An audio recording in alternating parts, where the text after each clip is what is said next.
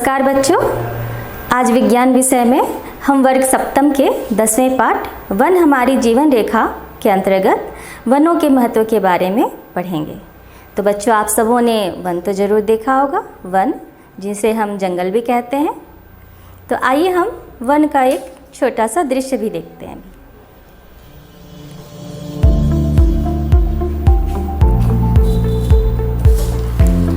One जहाँ बहुत संख्या में घने वृक्ष होते हैं।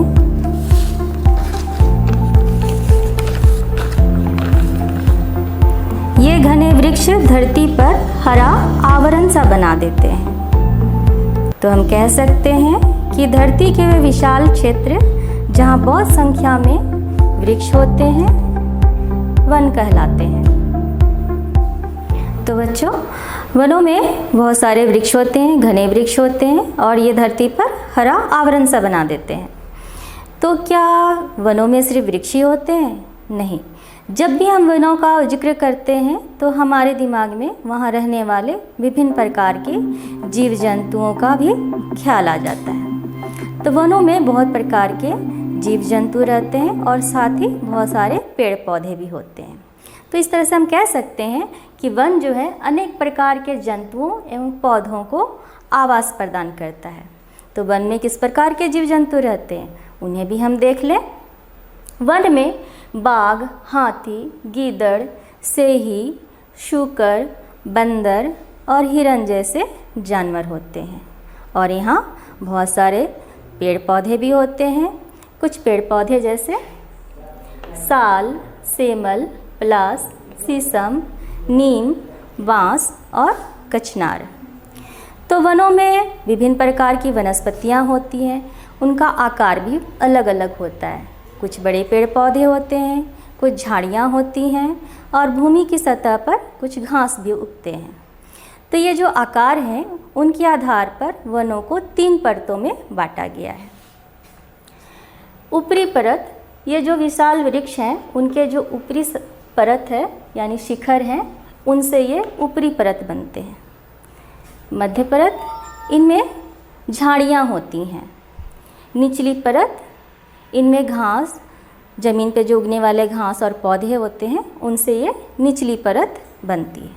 तो हम कह सकते हैं कि ऊपरी परत वृक्ष के शिखर होते हैं, मध्य परत जिसमें झाड़ियाँ होती हैं और निचली परत जिसमें घास होते हैं। अभी आप लोगों ने वृक्षों के शिखर के बारे में जाना। तो वृक्ष के शिखर क्या होते हैं? किसी वृक्ष का वो शाखीय भाग जब तने से ऊपर उठ जाता है तो उसे शिखर कहते हैं। आप यहाँ वृक्षों के शिखर के कुछ आकार को भी देख सकते हैं। आप जब कभी वन के अंदर ऊपर वृक्ष की ओर देखेंगे तो आपको वृक्ष कैसा दिखाई देगा? एक छाते की तरह, एक छतरी की तरह। तो जो विशाल ऊंचे वृक्ष होते हैं, छोटे कम ऊंचाई के वृक्षों के ऊपर एक छत की तरह फैले होते हैं। इसी को कहते हैं कैनोपी या वितान। ऊंचे वृक्ष की शाखाएं कम ऊंचाई के वृक्षों के ऊपर छत की तरह दिखाई देती है। इसे कैनोपी या वितान कहते हैं। अब आते हैं वनों के प्रकार के बारे में। हमारे देश में मुख्यतः 3 प्रकार के वन पाए जाते हैं: उष्णकटिबंधीय वन, शीतोष्ण वन और अल्पाइन वन। अब हम उष्णकटिबंधीय वनों के बारे में देखें। इसकी क्या विशेषताएं हैं? यहाँ लंबे तथा ऊंचे वृक्ष होते हैं। भूमि स्तर पर सूरज की रोशनी कम पड़ती है और बड़े वृक्ष के नीचे छोटे पौधे और झाड़ियाँ कम उग पाते हैं। ये झाड़ियाँ और पौधे क्यों कम उग पाते हैं? क्योंकि भूमि स्तर पर सूरज की रोशनी कम पड़ती है। अब हम शीतोष्ण वन के बारे में देखते हैं। यहाँ सूर्य की किरणें तिरछी पड़ती हैं और यहाँ का तापमान हमेशा कम रहता है। इस प्रकार से अल्पाइन वन की क्या विशेषताएं हैं? ये ऊंचे क्षेत्रों में पाए जाते हैं और यहाँ के जो पौधे होते हैं कठिन परिस्थितियों में उगने के लिए अनुकूलित होते हैं। तो इस प्रकार से हमारे देश में 3 प्रकार के वन पाए जाते हैं। हमारा जो राज्य झारखंड है, यहाँ उष्णकटिबंधीय वन पाए जाते हैं। तो आपने देखा कि वन के कितने प्रकार हैं। यहाँ बहुत सारी वनस्पतियाँ होती हैं, या वन में बहुत सारे पेड़ पौधे होते हैं। तो आपके मन में कभी विचार आता होगा कि इन वनों को लगाया किसने है, यहाँ पर पेड़ पौधे कौन लगाते हैं जिसके कारण इतनी संख्या में विशाल वृक्ष जाते हैं। तो वनों में जो पौधे होते हैं प्राकृतिक रूप से उगते हैं और बढ़ते हैं। आप जैसा कि अब जानते हैं कि अधिकांश पौधे में फूल होते हैं, यानी वो फूल देते हैं और वो फूल बाद में फल बनते हैं, और इन फलों में क्या होता है, बीज होता है। तो ये जो बीज हैं पशु पक्षियों, हवा, पानी के द्वारा सब तरफ फैला दिए जाते हैं। वन की जो भूमि है इन बीजों को अंकुरण के लिए एक अनुकूलित परिस्थिति देती है, जिसके कारण ये जो बीज हैं अंकुरित होकर पौधों का रूप धारण करते हैं और बाद में एक बड़े वृक्ष के रूप में विकसित होते हैं। तो इस प्रकार से वनों में बहुत सारे पेड़ हमेशा उगते हैं और बढ़ते हैं। तो ऐसे में हमारे मन में ये ख्याल भी आता होगा कि जब वनों में इतने सारे पेड़ हैं, वृक्ष हैं, तो क्यों ना इनमें से कुछ पेड़ों को अपनी ज़रूरत के लिए काट लें। तो क्या फ़र्क पड़ जाएगा अगर हम इन वृक्षों को अपनी ज़रूरत के लिए काट लें? तो बच्चों फ़र्क पड़ेगा। कैसे फ़र्क पड़ेगा, इसे हम एक उदाहरण के द्वारा समझने का प्रयास करते हैं। एक उदाहरण लेते हैं वन का। जैसा कि आप जानते हैं वन में बहुत सारे जानवर होते हैं, तो उन्हीं में से एक है शेर और हिरन। तो शेर का भोजन क्या है, हिरन, और हिरन का भोजन क्या है, पौधे। इसी प्रकार से एक अन्य उदाहरण लेते हैं। घास में कीट होते हैं, इन कीटों को कौन खाता है, मेढक। इस मेढक को कौन खाता है, सांप, और इस सांप को चील खा जाते हैं।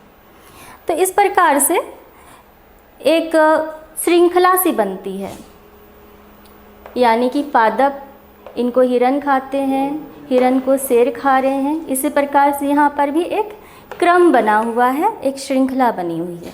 तो इसे कहते हैं खाद्य श्रृंखला। तो खाद्य श्रृंखला, जंगल में बहुत सारी खाद्य श्रृंखलाएं पाई जाती हैं, और बहुत सारी खाद्य श्रृंखलाएं मिलकर क्या बनाते हैं, खाद्य जाल को बनाते हैं।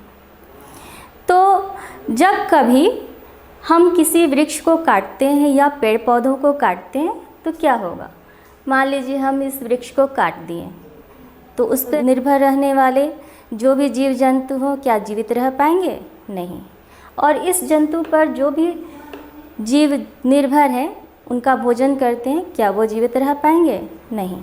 तो इस प्रकार से वन के जो विभिन्न घटक हैं उनमें से किसी एक को भी हानि पहुंचाने से क्या होगा, पूरा जो सिस्टम है वो खराब हो जाएगा, नष्ट हो जाएगा। इसलिए हमें वनों को काटना नहीं चाहिए।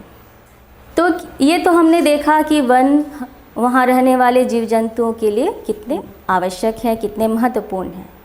इसके अलावा वन हमारे लिए भी बहुत ही महत्वपूर्ण है। कैसे? वन जो है हमारे लिए फेफड़े की तरह है। वनों को हम प्रकृति का फेफड़ा भी कहते हैं। फेफड़ा क्या काम करता है हमारे लिए, आपको पता होगा। फेफड़ा जो है हम इससे श्वसन की क्रिया करते हैं, वायुमंडल से ऑक्सीजन ग्रहण करते हैं और कार्बन डाइऑक्साइड बाहर निर्मुक्त करते हैं। इसी प्रकार से वन जो है प्रकृति का फेफड़ा है।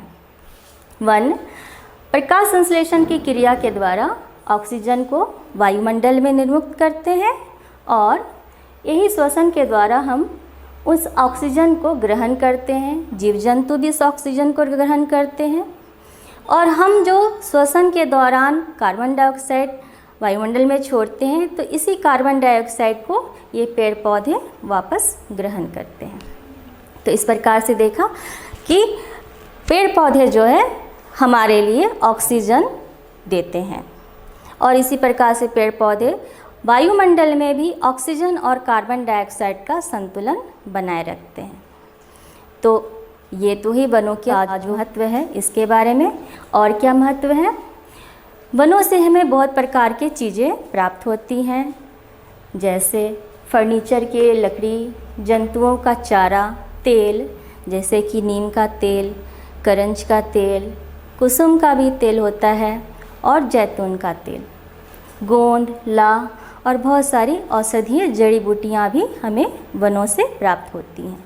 तो इस प्रकार से वनों का हमारे जीवन में कितना महत्वपूर्ण है आप देख सकते हैं और समझ सकते हैं। वनों के इसी महत्व को ध्यान में रखते हुए पूरा विश्व 21 मार्च को विश्व वन्य दिवस मनाता है। आप लोगों ने भी स्कूलों में वृक्षारोपण तो ज़रूर किया होगा। जी हाँ, ज़रूर किया होगा। तो आप अब वनों के महत्व से परिचित हैं, तो आप जितना हो सके वनों का संरक्षण कीजिए और अपने प्रकृति का वातावरण हमेशा स्वच्छ बनाए रखिए।